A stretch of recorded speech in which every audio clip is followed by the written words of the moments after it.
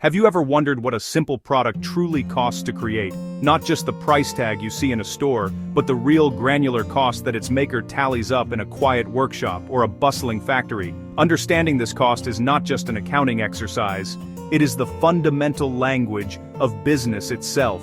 Knowing these numbers unlocks the ability to set a profitable price. It also shines a bright light on hidden waste and inefficiency.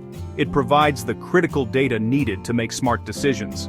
For example, whether to buy a new machine or how to price a large order. Without this knowledge, a business is flying blind, guided only by guesswork and hope, poor substitutes for concrete data. Imagine your business is a living organism. Its costs are its metabolism, the energy it consumes to produce, to grow, and to thrive. To make this concept tangible, let's talk about something simple: a single wooden chair. Imagine you're the owner of a small workshop dedicated to crafting these chairs. Your desk is covered with receipts and invoices, wood, screws, sandpaper, employee timesheets, the monthly electricity bill. How do you make sense of this financial blizzard? Your goal: figure out exactly how much it costs to produce one finished chair, ready for a customer to take home. That number is your product cost. The key to setting a price that covers expenses and generates healthy profit. Let's start by looking at the chair itself. You can see and touch its primary components. Several sturdy planks of oak wood, held together by strong, specialized screws. These are the most obvious costs. For every chair you make, a specific quantity of wood and a precise number of screws. Make 10 chairs, 10 times the wood, 10 times the screws. These costs are directly and physically traceable to each chair.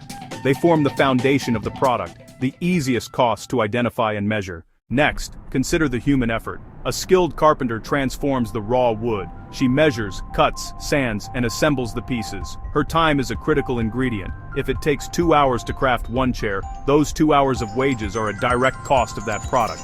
Just like the wood, labor scales with production. To produce 5 chairs, you pay for 10 hours of focused, hands-on work. This is the cost of the skilled touch, a vital piece of our cost puzzle. But what about the other costs? The workshop doesn't run itself. You pay rent for the workshop space every month.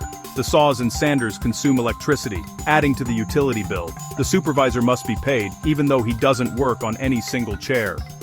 You also use small amounts of wood glue, sandpaper, cleaning supplies.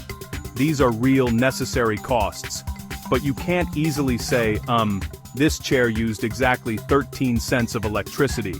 These are indirect materials and indirect labor, costs that support the whole process.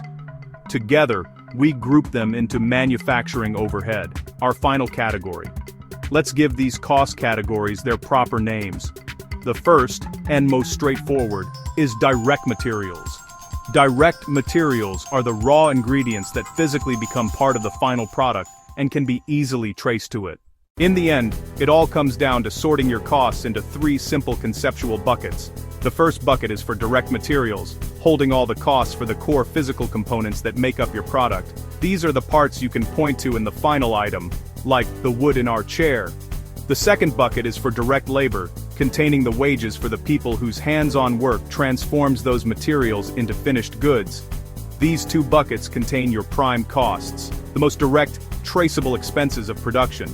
The third and final bucket is manufacturing overhead, indirect materials and indirect labor plus other factory support costs. Think glue, sandpaper, cleaning supplies, maintenance, supervision, and utilities. Costs not tied to one chair. Allocate a fair share of this overhead to each product using a consistent base, like machine hours or labor hours, so total cost includes materials, labor, and an overhead portion.